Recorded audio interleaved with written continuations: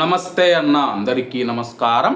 Kuwait దేశం మనం చూసుకుంటే సంచలనమైన నిర్ణయం తీసుకుంది, దాన్ని అమలు కూడా చేసిందనమాట. అలాగే కువైట్లో మనం చూసుకుంటే కానీ ఈ యొక్క విషయాలు చాలా ఆలస్యంగా అయితే బయటికి వెలుగులోకి వస్తాయి. అలాగే తాజాగా కువైట్ దేశం మనం చూసుకుంటే 8 మందిని ఉరి తీసినట్లు స్థానిక మీడియా పేర్కొంది. అలాగే దీని గురించి ముందుగా మీడియాకి అయితే ఎటువంటి సమాచారం లేదనమాట. ఉరి తీసిన తర్వాత వాళ్ళైతే స్థానిక మీడియాలో అయితే కథనం రావడం జరిగింది. స్థానిక మీడియాలో వచ్చిన కథనం ప్రకారం కువైట్లోని సెంట్రల్ జైలులో 8 మంది దోషులకు మరణశిక్ష అమలు చేసినట్లు అధికారులు తెలిపినట్లు పేర్కొంది. ఉరి శిక్షలో చేర్చబడిన వారిలో 4 కువైటీ పౌరులు ఉన్నారు, అలాగే 4 ప్రవాసులు ఉన్నారని చెప్పేసి, అలాగే ఆ యొక్క 4 ప్రవాసులలో కూడా మనం చూసుకుంటే 2 ఇరాన్ దేశానికి సంబంధించిన వారు, 2 బంగ్లాదేశ్ పౌరులు ఉన్నారని చెప్పేసి స్థానిక మీడియా పేర్కొంది.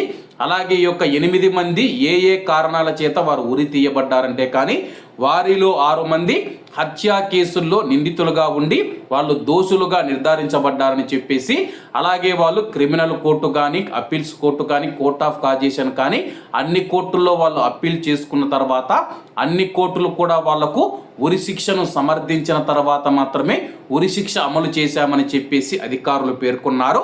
8 మందిలో 6 మంది హత్యా కేసుల్లో దోషులుగా నిర్ధారణ అయితే వాళ్లకు ఉరి శిక్ష విధించడం జరిగింది.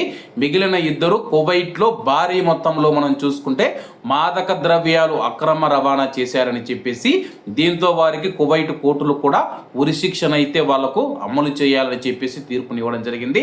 కాబట్టి ఎవరైతే మాదక ద్రవ్యాలు అక్రమ రవాణా చేస్తూ ఉన్న కేసుల్లో ఎవరైతే ఇంకా కొంతమంది భారతీయులు కూడా ఇటీవల కాలంలో మాదక ద్రవ్యాల అక్రమ రవాణా కేసుల్లో పట్టుబడుతూ ఉన్నారో దయచేసి ఎవరు వాటి జోలికి పోవద్దన్న.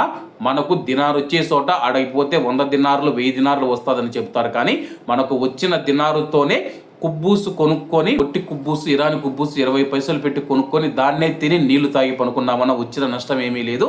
దయచేసి అత్యాశకు పోయి ఎవరు ఇలా చేసి ఉరికంబం ఎక్కవద్దని చెప్పి కోరుకుంటూ అందరూ బాగుండాలి, అందులో మనం ఉండాలి. అందరికీ నమస్తే అన్న, జై హింద్.